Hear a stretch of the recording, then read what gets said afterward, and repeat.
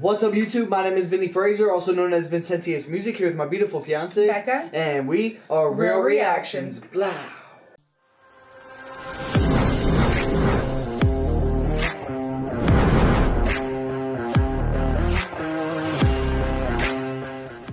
What's up, YouTube? Thanks for coming to our channel today. Real Reactions here, and today we're getting back into some Aesop Rock, kind of. We're going with None Shall Pass, how Aesop Rock raps. As I said in our last reaction of Aesop Rock, I feel like he goes over my head a lot. He's one of those rappers you really have to engage with, you really have to tune in. And my whole life, he's been one of those rappers that I not necessarily avoid, but I'm like, oh man, I just don't know. I'm sure you all understand. So seeing this pop up on my feed was super interesting, and I think it'll help us both understand his style a little bit, and also anyone on the channel that watches that wants to know. Don't forget to like and subscribe. Don't forget to like the video in the description that we are reacting to, and don't forget, if you change your perception, you can change your reality. And I think it's super important because I think None Shall Pass itself, the song we reacted to, I think it went over our head too. Like, I understood the general message of like society and how it's corrupt and things of that nature, but yeah, there's a bigger meaning there in his lyrics that we just can't catch. So I gotta think about it like this: like when this artist is sitting down writing this, he didn't just get it the first time. It's not like he sat down and wrote it and it was good the first time, right? Like, they have to put some work into it, and they have to spend time, sometimes weeks, or sometimes they, trap themselves in their studio for hours upon hours to get these down right. So it's like, if they're putting that much work into it, of course it's going to take multiple times hearing the song to decipher it, right? So just like how hard they have to work into it, that's kind of how hard we have to understand him, because he's so complex. Yeah. This video is sponsored by Skillshare. The first 500 people to go to skl.sh/polyphonic11 will get 2 months of Skillshare for free. There are few rappers that can compare to Aesop Rock. While he's never broken through the mainstream, his intricate flow and strange verbose bars have made him an underground hip-hop legend. He's always in the discussion of smartest rappers of all time, and when Matt Daniels analyzed hip-hop's vocabulary, he left all other rappers in the dust. Daniels found that Aesop Rock used more than 7,000 different words in his songs, nearly 1,000 more than the next rapper. So how does Aesop Rock do it? Let's take a closer look.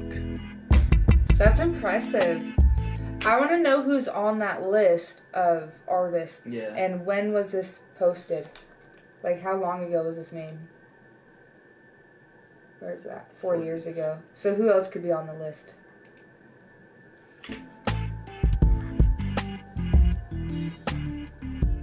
Each one of Aesop Rock's songs contains so much density that it would be nearly impossible to look over his entire catalog. So to better understand how he makes such unique music, I'm going to look at what may be his most popular song, None Shall Pass. Released in 2007, None Shall Pass is the title track off Aesop's best-selling record. It provides a great entry point for the artist because it shows off everything that he does so well. Oh, this is so cool. It's a badass picture. Like, me and my homie always loved his cover arts, man. These are the sheep and the wolf. Yeah, and the people are wearing it. I didn't even notice it. Like, I was just like, notice the wolf and stuff, but I didn't notice the people's faces until the cigarette. Yeah. In 4 minutes of music, Aesop Rock manages to squeeze in an impressive 258 different words. If you don't count the 100 most common words in the English language, you still have 221 different words. For some context, Bob Dylan is one of the most verbose songwriters in rock history. When we look at his masterpiece Like a Rolling Stone, a dense song by any measure, he uses 188 unique words, 137 if you take away the common ones. And that's a 6-minute song. Aesop Rock manages to fit nearly twice that in 4 minutes. When you take out the instrumental passages, samples, and chorus repetitions, you get around 105 seconds of actual rapping. That means in each second of rapping, Aesop Rock fits in more than 2 individual words. And that's not including the most common words, I, the, it, things like that. Now, this is impressive, but being able to fit a lot of different words in a song doesn't necessarily mean the words make sense. In fact, both Bob Dylan and Aesop Rock have been criticized for how difficult it can be to parse their language, with some people claiming there's no meaning, just jumbled words. In an interview with Guernica, Aesop Rock denied this though. He said, "These songs are not nonsensical. That's pretty preposterous. I'd have to be a genius to pull this many nonsensical records over people's eyes." He elaborated in Rolling Stone, saying that if people aren't pulling meaning from his songs, then that's on them. He said, "I feel like if people aren't pulling anything from the songs, then they're not really trying to, or didn't have an interest in the first place." Did you hear that? They're not really trying to. Like we said at the beginning, like you gotta try to know what he's saying because he tried to make it like a puzzle for you to decipher. Yeah. It's so interesting. Anything from the songs, then they're not really trying to, or didn't have an interest in the first place. And the fact that you need to try to pull meaning from Aesop Rock is part of what makes him so amazing in my book. It's an active listening process, trying to decipher what he's saying and how it can affect your life. And there's a lot to decipher when you look closely. The first few couplets of None Shall Pass give direction for the song.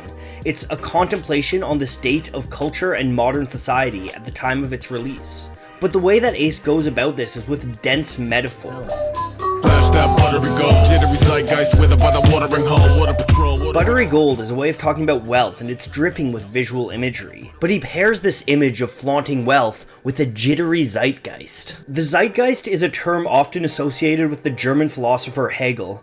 It means the spirit of an age. So what's Aesop Rock saying when he says the spirit of our age is jittery?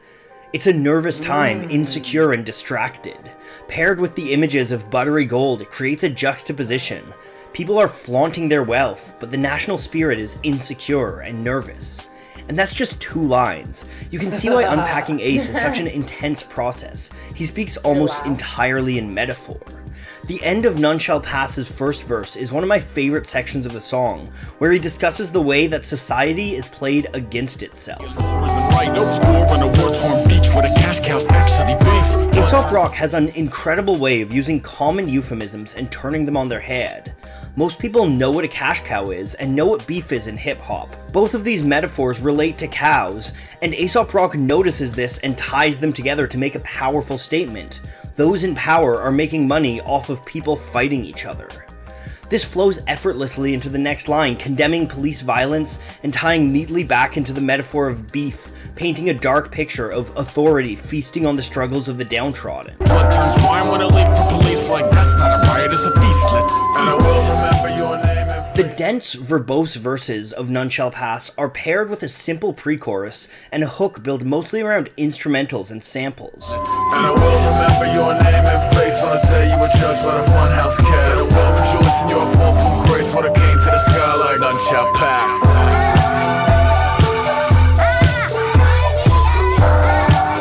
Aesop Rock said that he came up with that idea upon hearing Blockhead's beat to the song. He wanted the I love the beat. Said that he came up with that idea upon hearing Blockhead's beat to the song.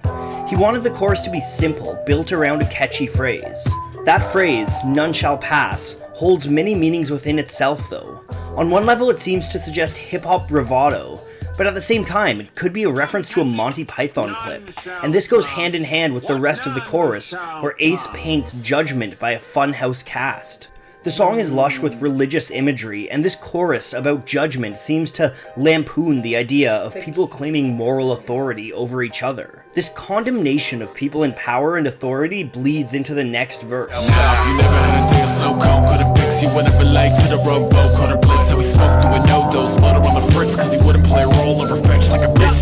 What Aesop Rock says here is actually a common thought, especially in hip-hop. The privileged can't relate to those who have had to struggle to get where they are. But the way he paints this picture is so clever and unique. The privileged are referred to as people who have never had a day a snow cone couldn't fix. Yeah. Didn't we pause it right there? And you were like, a snow cone can fix any day. And yeah. No, I just was like, what did he just say? Then we reread it and I was like, damn. Didn't I say something about that though? I don't remember. No? Maybe it was me. I had to go back and watch our video. Or watch it, just in general. The privileged are referred to as people who have never had a day a snow cone couldn't fix. It's a simple image but a powerful one. And from there, Aesop Rock sings of an underground rapper, compares him to a broken motor, barely running because he refuses to submit to the standards demanded by mainstream society. It's clearly a personal story for Aesop Rock, who has spent his entire career proudly in the underground. And while his music may not have the same mainstream appeal, it's still easy enough to listen to Aesop Rock without delving into the lyrics, and that in and of itself is a feat.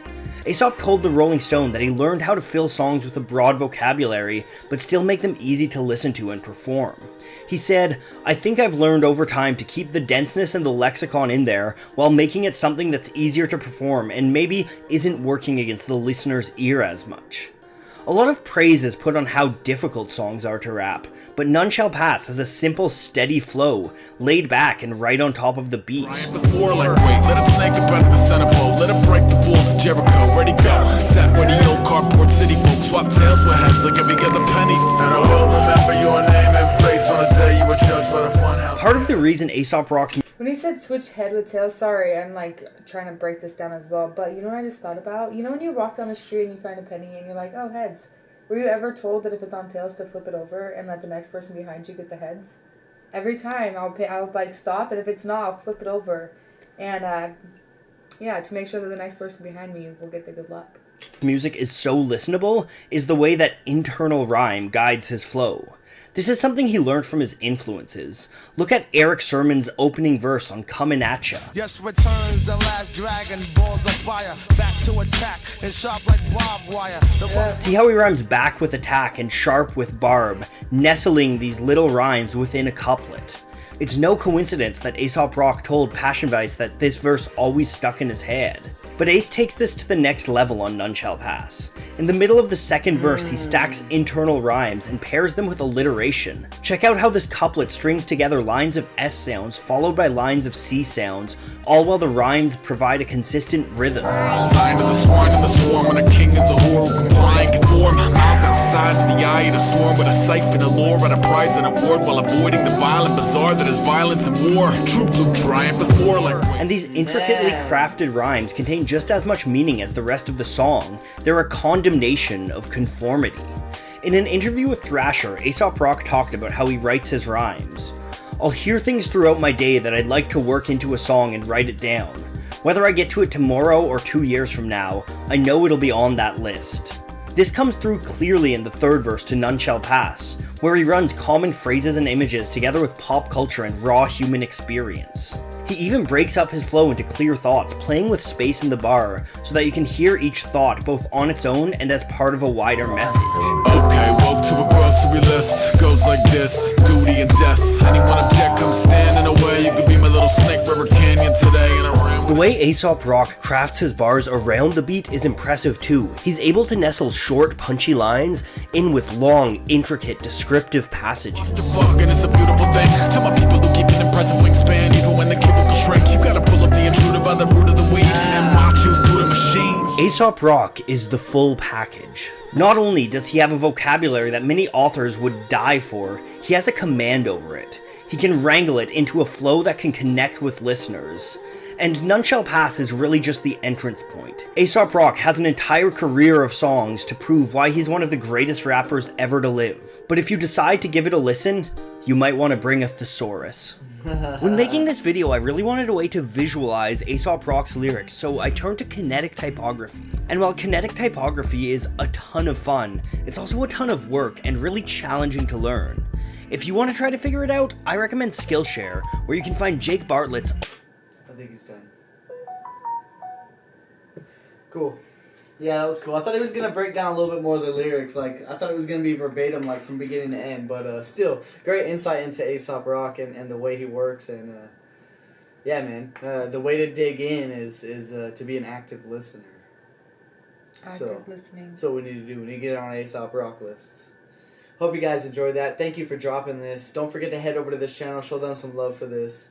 Don't forget to like and subscribe, and keep your eyes open for some more Aesop Rock. And we'll catch you guys in the next one. Real Reactions, we out here.